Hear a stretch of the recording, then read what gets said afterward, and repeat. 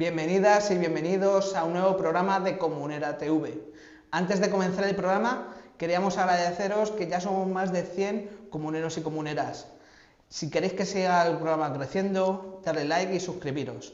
Así es, Félix.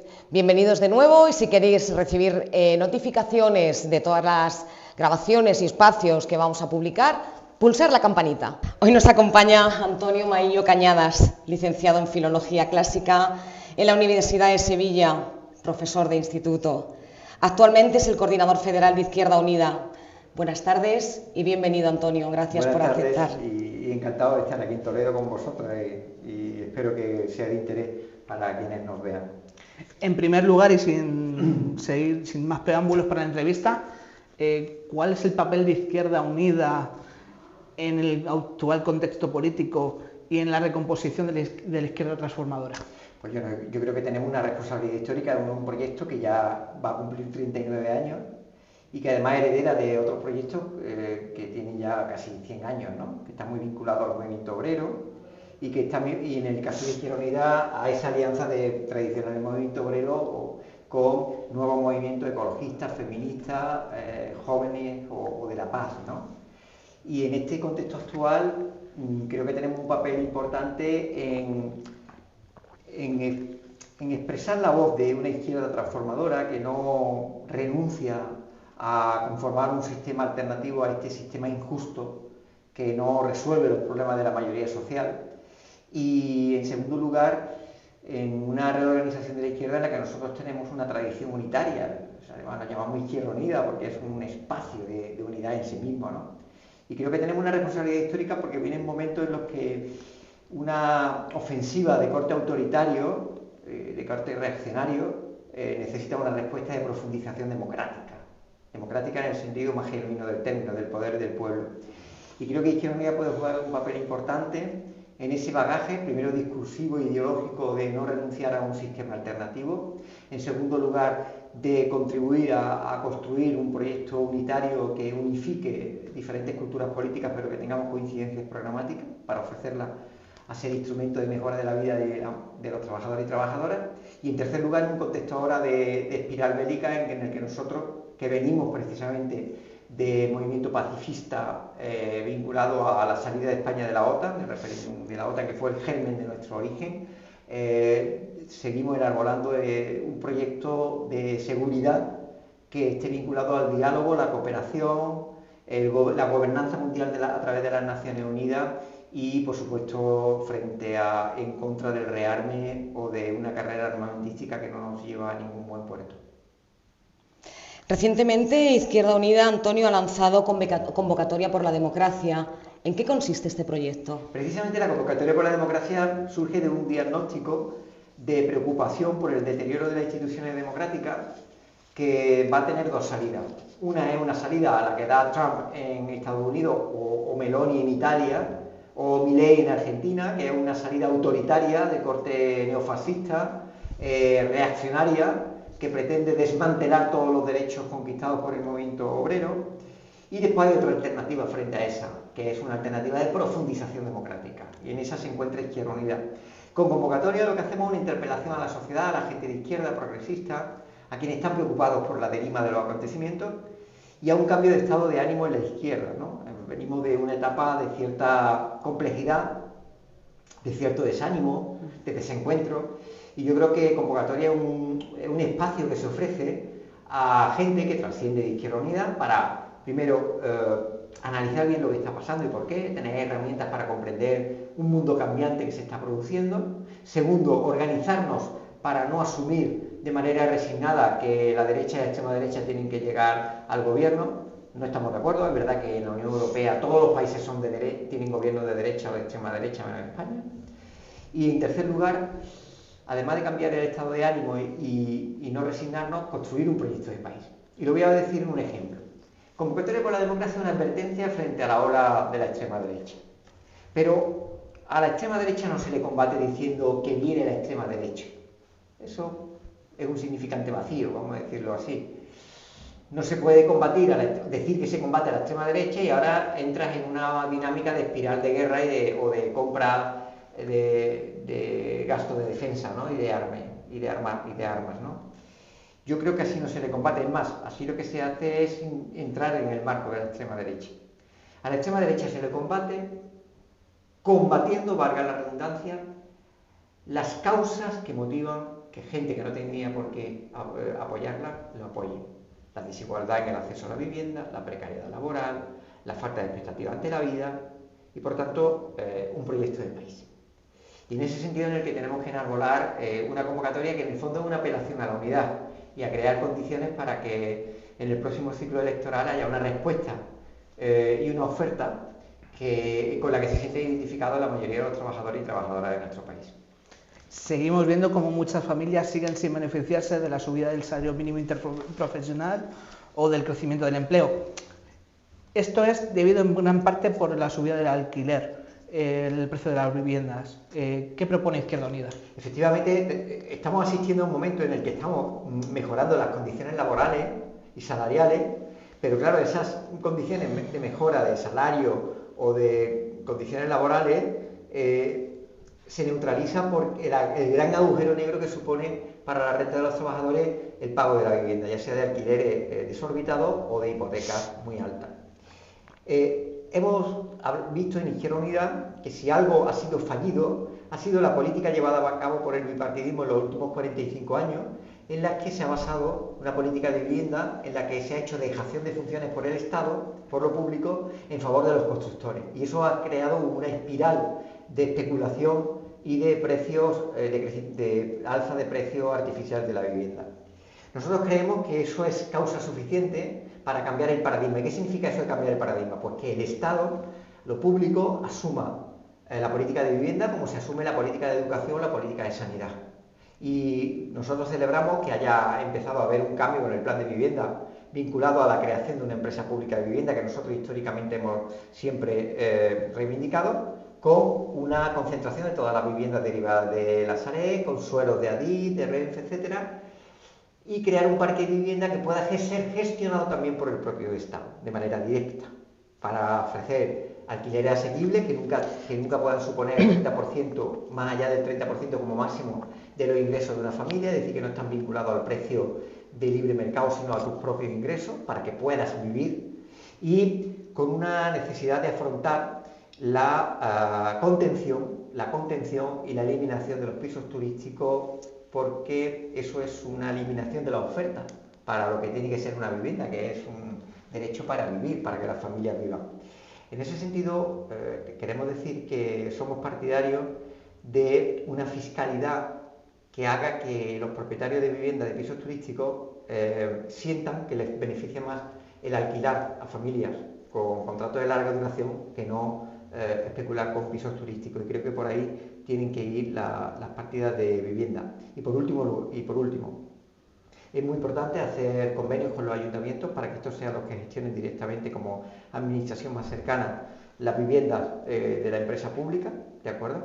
Y desde esa asunción de lo público como hacedor de la política de vivienda, también un plan de rehabilitación que no consiste en construir más vivienda y digamos expandirnos en clave de más suelo, sino de asumir el actual parque, que es manifiestamente mejorable, que necesita reforma, y por tanto hacer de eso una actividad económica de rehabilitación y mejorar las condiciones de viviendas que después sean objeto de alquiler o de venta.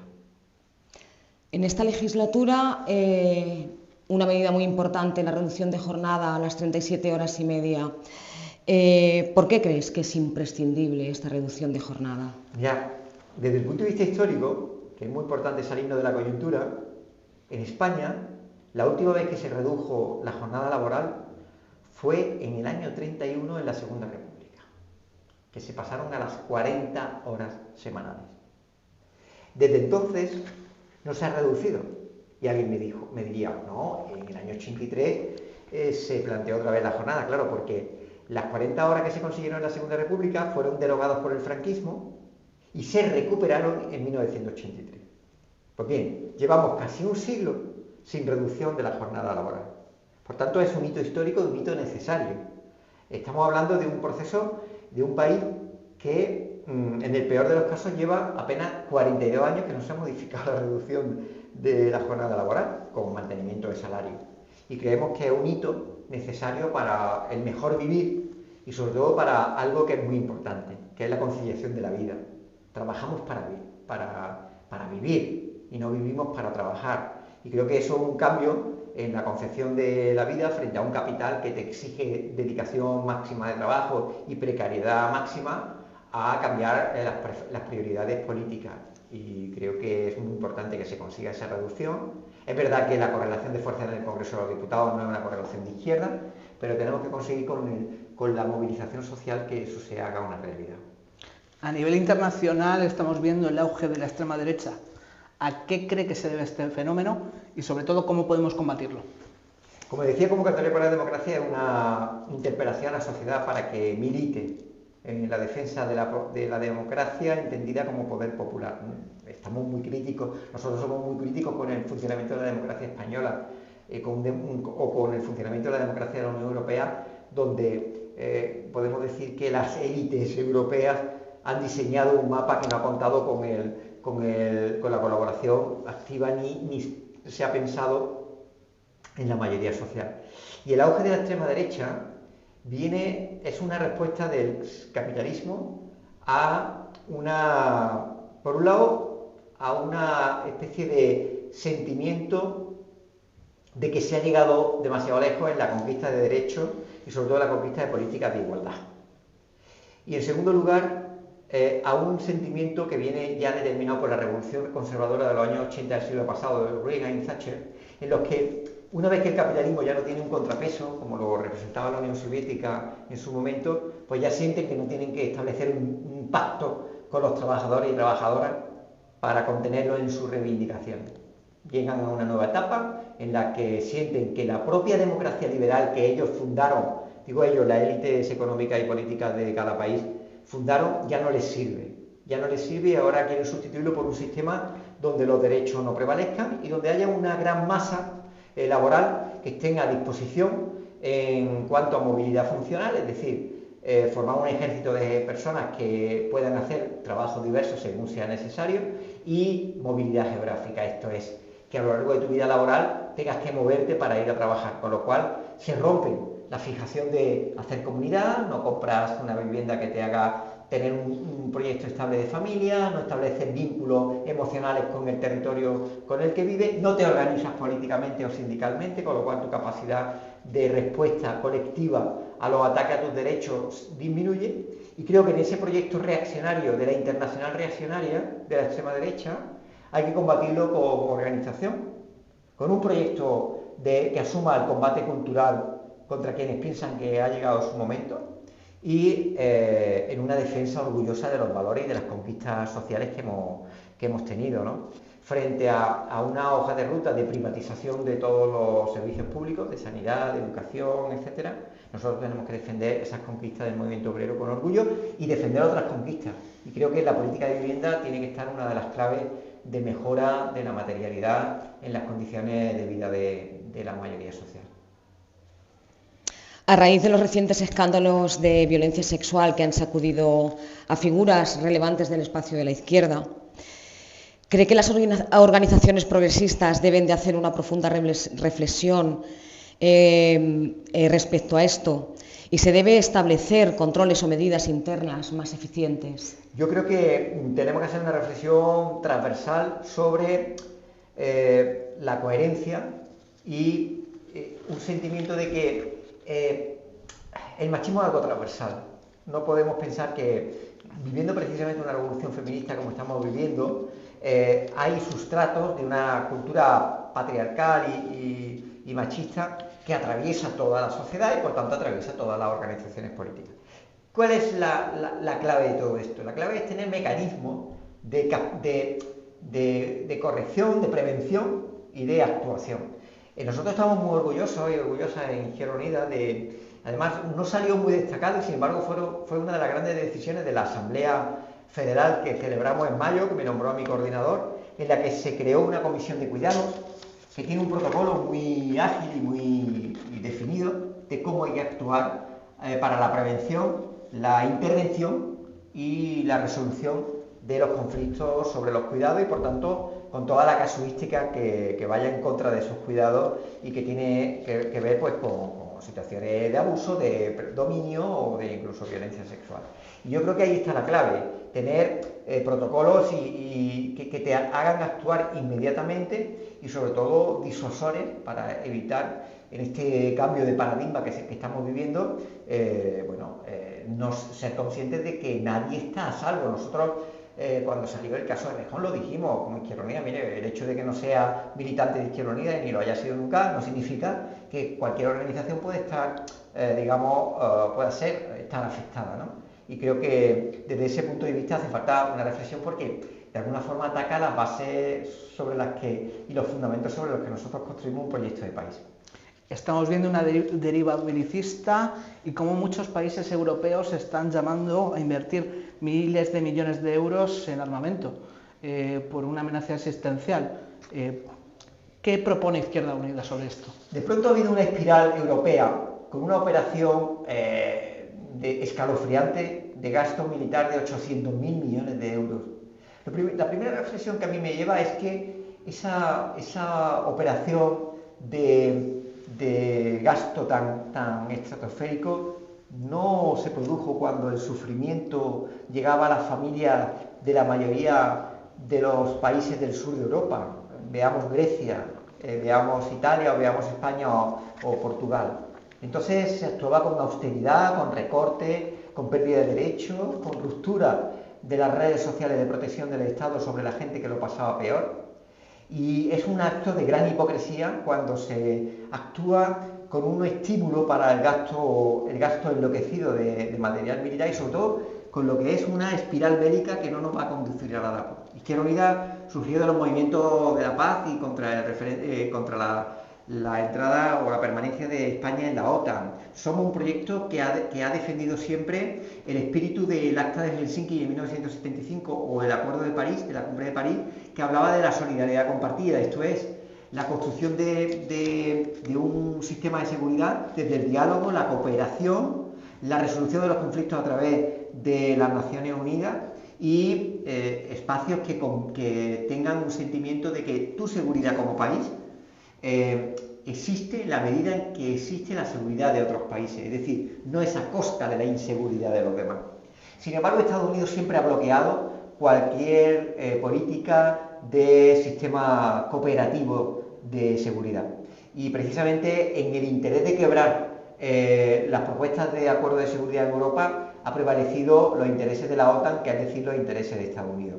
La Unión Europea se plegó a la OTAN, ha roto con esta decisión sus orígenes fundacionales, que no olvidemos, en el Tratado de la Unión, en su artículo 3.1, establece que la finalidad de la Unión Europea es una sociedad en paz, por tanto tiene un origen pacifista, y nosotros estamos absolutamente en contra del rearme. No son tiempos del rearme, no son tiempos de compra de material bélico, ni de espiral bélico, que lo único que va a conducir es al beneficio de las empresas vendedoras de armas, por cierto, de las empresas norteamericanas a las que habrá que comprarle la gran tecnología punta militar, y por tanto de un gasto que va a suponer un recorte en gastos de carácter social en los presupuestos de cada uno de los países. Y lo más importante, aquí hay dos caminos: un camino de cooperación, del acuerdo político, de sistemas de seguridad que nos den paz para decenios, o una espiral bélica de enfrentamiento que no nos va a conducir nada más que al riesgo de que haya una guerra. Y por tanto me parece no solo un error histórico, sino escalofriante esta dinámica que ha entrado con Estados Unidos con la Unión Europea. Y si la Unión Europea dice que hay que rearmarse porque ya Estados Unidos no es un socio fiable, podríamos empezar ya por la retirada de las bases norteamericanas en países como España. Estados Unidos tiene en todo el mundo más de 700 bases militares. En España ya sabéis que están Rota y Morón y evidentemente sobran en nuestro país, ahora con más razón, si resulta que ya no se establece esa alianza con los Estados Unidos. Y no he escuchado a nadie que plantee esa salida de la retirada de las bases militares de Estados Unidos en España. Pues esto ha sido todo. Muchas gracias, Antonio Maillo, coordinador federal de Izquierda Unida. Te deseamos mucha suerte y espero que vuelvas a nuestro programa. Pues estoy encantado y me ha encantado el espacio de reflexión que ofrecéis. Yo creo que es muy necesario estos espacios de reflexión que están lejos de ese tweet inmediato del titular más efectista y un respeto a la inteligencia de la gente que nos está escuchando. Gracias nuevamente, Antonio, por todas tus aportaciones. Siempre es muy enriquecedor contar con tu presencia y gracias a nuestra audiencia. Nos vemos en el próximo programa. Hasta pronto. Chao.